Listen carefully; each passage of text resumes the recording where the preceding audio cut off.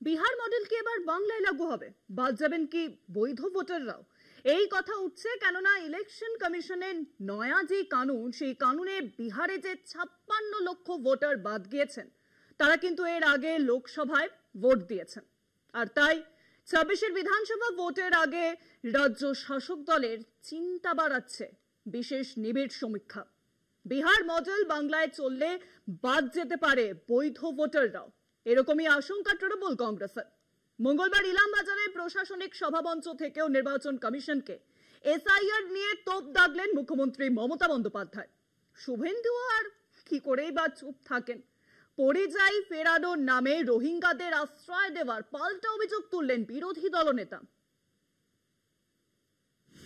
Voter তালিকার বিশেষ নিবিড় সংশোধন ঘিরে দিন দিন বাড়ছে রাজনৈতিক উত্তাপ। মঙ্গলবার ইলামবাজারে প্রশাসনিক মঞ্চ থেকে কেন্দ্রীয় সরকারের বিরুদ্ধে একের পর এক অভিযোগ আনেন মুখ্যমন্ত্রী মমতা বন্দ্যোপাধ্যায়। নির্বাচন কমিশনের এসআইআর এর বিরুদ্ধে তোপ দেগে মুখ্যমন্ত্রী বলেন, নতুন করে ভোটার লিস্টে নাম তোলার নামে এনআরসি চালু করার চক্রান্ত করেছে। আজকে প্রত্যেকে ভোটার লিস্টের নাম তুলবেন নতুন করে ভোটার লিস্ট তোলার নামে এনআরসি চালু করার ব্যবস্থা করা হচ্ছে। মনে রাখবেন, বাংলায় আমরা একজনও ভোটার লিস্টের নাম তুলতে যেন বাদ না রাখি, এটা জেনুইন ভোটারদের মাথায় রাখতে হবে। কেউ বাদ দিলে প্রতিবাদ করবেন, বিএলওকে বলবেন যে কেন বাদ গেল, জবাব দাও। আমি জেনুইন ভোটার, আমার ভোট বাদ গেলে আমি কিন্তু ছেড়ে কথা বলবো না, এটা আমার সাংবিধানিক অধিকার, আমার গণতান্ত্রিক অধিকার।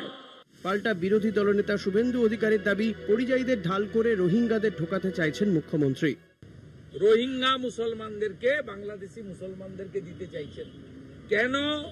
চিফ সেক্রেটারিকে কথা বলে মলয় ঘটক আর সামিরুল ইসলাম তাদের দায়িত্ব দিয়েছেন যে দরকার হলে থাকার জায়গা করো। থাকার জায়গা কেন করতে হবে? যদি পশ্চিমবঙ্গের ভারতের নাগরিক হয়, তার তো পশ্চিমবঙ্গে বাড়ি আছে।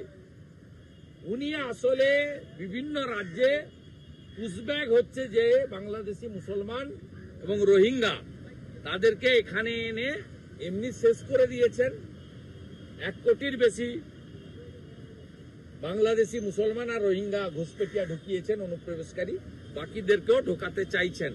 বিহারে বিশেষ নিবিড় সংশোধনীতে ভোটার তালিকা থেকে বাদ পড়েছে 60 লাখেরও বেশি নাম। এবার এই সংশোধন হতে চলেছে বাংলায়। আগামী অগস্ট মাসেই রাজ্যে শুরু হতে পারে এসআইআর। বাংলায় এসআইআর আতঙ্ক কাটাতে সোমবারই 2002 সালের ভোটার তালিকা প্রকাশ করেছে নির্বাচন কমিশন। তবে তাতেও কমেনি এসআইআর তরজা। একদিকে মুখ্যমন্ত্রীর আশ্বাস, অন্যদিকে বিরোধী দলনেতার চ্যালেঞ্জ। সব মিলিয়ে তোলপাড় বঙ্গ রাজনীতি।